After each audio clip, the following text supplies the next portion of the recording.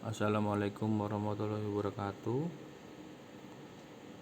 Saat ini saya, Adi Friadi, akan memaparkan tugas dari Bapak Dhani Muhtada dalam rangka memenuhi tugas mata kuliah Politik Hukum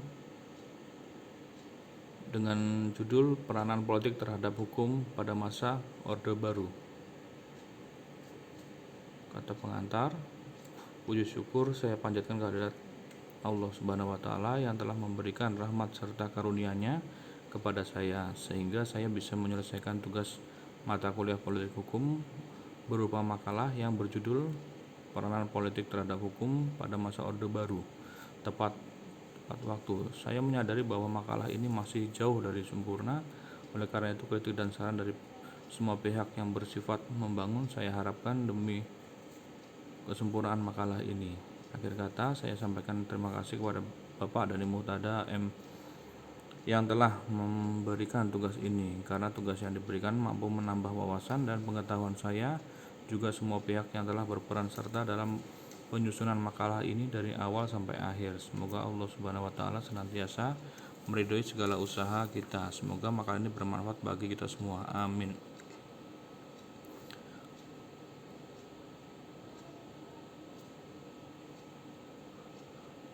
Pembahasan hubungan antara politik dan hukum di masa Orde Baru. Masa Orde Baru terbagi dalam dua periode, yakni satu, masa permulaan Orde Baru, yaitu tahun 1966 sampai 1971, dan masa Orde Baru tahun 1971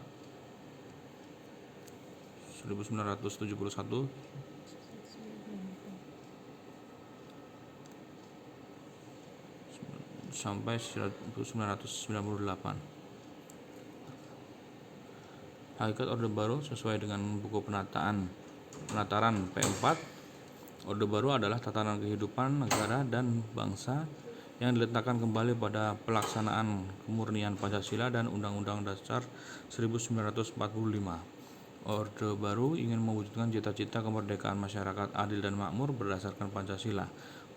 Orde Baru ingin menegakkan kehidupan berbangsa, bernegara, dan bermasyarakat yang konstitusional, demokratis, dan berdasarkan hukum. Orde Baru adalah orde konstitusional dan pembangunan.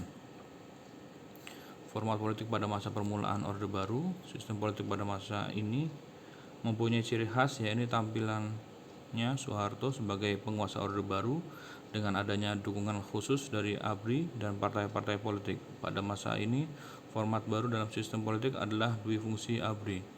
Konfigurasi politik pada masa permulaan Orde Baru dapat dikatakan sebagai konfigurasi politik non-demokratis, karena sebagian besar anggota-anggota partai politik sudah merupakan pendukung Orde Baru dan dianggap sebagai pendukung demokrasi terpimpin, dan karena itu sudah direkal dari DPR GR berdasarkan hak rekal yang diberikan kepada partai politik dan Golkar. Anggota parpol yang besar di DPR GR tidak sedikit pun menjadi halangan bagi Soeharto untuk membentuk undang-undang. Politik hukum Orde Baru adalah membentuk peraturan perundang-undangan yang merupakan dasar hukum kekuasaannya dan membangun ekonomi yang dijanjikan melalui realita dalam kerangka jangka panjang 25 tahun ke depan. Trilogi pembangunan. Pemerataan pembangunan dan hasil-hasilnya yang menuju pada terciptanya keadilan sosial bagi seluruh rakyat Indonesia, pertumbuhan ekonomi yang cukup tinggi, stabilitas nasional yang sehat dan dinamis. Karena bertumbuh pada asas trilogi pembangunan, maka untuk keberhasilan pembangunan diperlukan stabilitas dan politik. Maka sudah dapat dilihat bahwa pembangunan memerlukan pemerintahan yang otoriter dan represif, sehingga hak-hak rakyat akan terus dibatasi dan hakikat Orde Baru hanya merupakan semboyan politik saja. Politik hukum pada masa permulaan Orde Baru, yaitu tahun 1966 sampai 1971. Pada masa permulaan Orde Baru, politik hukum membentuk hukum yang menguatkan kekuasaan Orde Baru, sehingga hukum yang dihasilkan akan menjatuhkan tata hukum dari realitas masyarakat. Tujuan dari politik hukumnya adalah menghapus dan mengeliminir pengaruh dari demokrasi terpimpin dengan mencabut, mengganti, atau mengubah peraturan perundang-undangan yang dibuat oleh rezim sebelumnya. Namun ada pula politik hukum yang ditempuh dengan mempertahankan kekuasaan atau yang dijadikan alat untuk meredam perlawanan-perlawanan dari kekuatan politik yang tidak sejalan dengan Orde Baru. Politik hukum pada masa permulaan Orde Baru untuk memperkuat dan mempertahankan dan memperluas kekuasaannya melalui ketetapan MPR.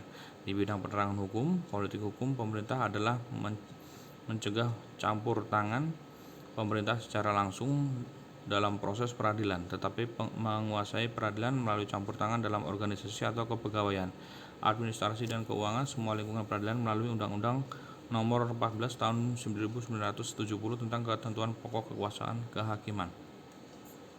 Masa Orde Baru tahun 1971 sampai 1998 melalui pada masa permulaan rezim Orde Baru memantapkan rezim Orde Baru ke langkah era Orde Baru yang sesungguhnya dengan kekuasaan absolut setelah kemenangan gemilang Orde Baru tahun 1971 melalui Partai Golkar.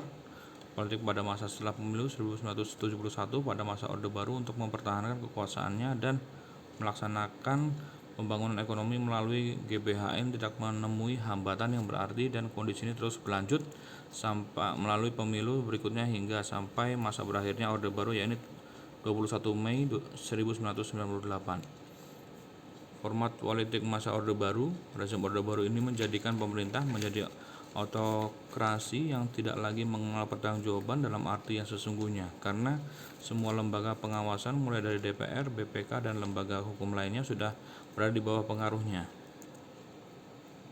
Konfigurasi politik pada masa Orde Baru, komposisi di parlemen DPR sangat dominasi mutlak sebagai hasil yang direkayasa dan pengangkatan.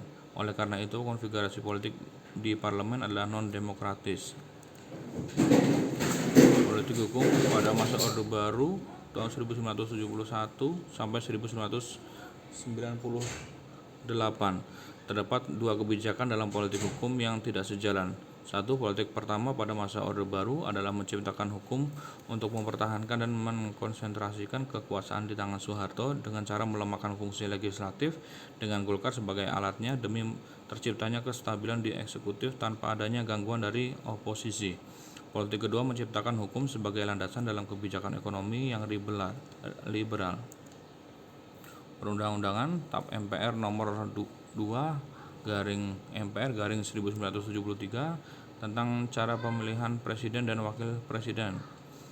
2. TAP MPR nomor 10/MPR/1973 tentang pelimpahan tugas dan kewenangan kepada presiden atau mandataris MPR untuk melaksanakan tugas kabinet pembangunan. Produk hukum dalam bentuk undang-undang. Undang-Undang Nomor 3 Tahun 1975 tentang partai politik. Undang-Undang Nomor 8 Tahun 1985 tentang organisasi kemasyarakatan, mempertahankan Kepres 11 Tahun 1963 tentang subversi yang telah dijadikan undang-undang melalui Undang-Undang Nomor 5 Tahun 1969, Undang-Undang Nomor 15 Tahun 1969 tentang pemilihan umum yang diubah berkali-kali, tetapi intinya tetap untuk memenangkan Golkar. Undang-Undang Nomor 16 Tahun 1969 tentang Susduk MPR, DPR, dan DPRD yang diubah berkali-kali, yang intinya tetap mempertahankan adanya pengangkatan anggota-anggota MPR, DPR, dan DPRD serta berlakunya hak rekal. Undang-Undang Nomor 20 Tahun 1982 tentang ketentuan-ketentuan pokok pertahanan keamanan negara RI yang kemudian diubah menjadi Undang-Undang Nomor 1 Tahun 1988 melalui Undang-Undang Dwifungsi ABRI dilembagakan atau diformalkan. Undang-Undang Nomor 2 Tahun 1988 tentang Prajurit Angkatan Bersenjata Republik Indonesia atau ABRI. Melalui undang-undang ini difungsi ABRI dipertegas dan diperjelas. Hubungan kausalitas antara politik dan hukum. Hubungan kausalitas antara politik dan hukum.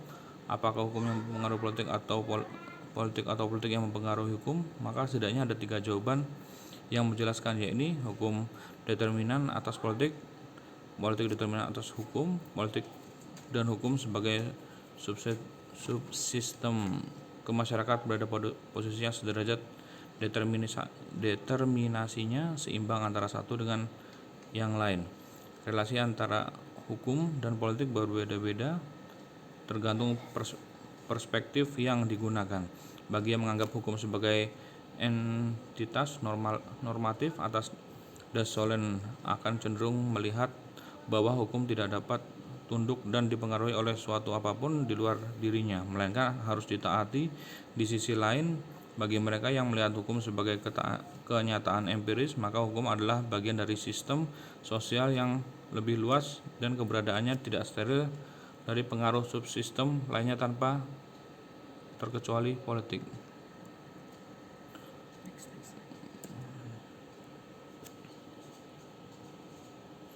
Kesimpulan, politik hukum pada intinya didefinisikan secara berbeda-beda, namun pada intinya sebagai legal policy atau garis kebijakan resmi mengenai hukum yang akan diberlakukan baik untuk pembuatan hukum baru maupun hukum lama dalam rangka mencapai tujuan negara. Pada masa permulaan Orde Baru dan masa Orde Baru, politik hukum digunakan untuk memperkuat dan mempertahankan serta memperluas kekuasaannya melalui ketetapan MPR dan undang-undang. Di bidang kekuasaannya melalui ketetapan MPR dan undang-undang.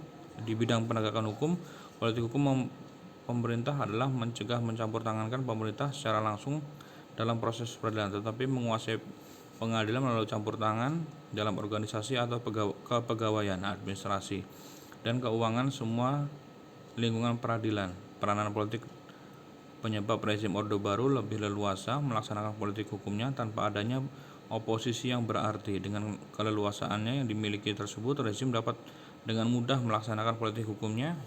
Yang kedua, yakni menciptakan hukum sebagai landasan dalam kebijakan ekonomi yang liberal. Dengan kekuasaan rezim Orde Baru selama 32 tahun, adanya politik hukum berpengaruh atau berdampak besar terhadap segala sektor, terutama dalam sektor hukum di mata masyarakat.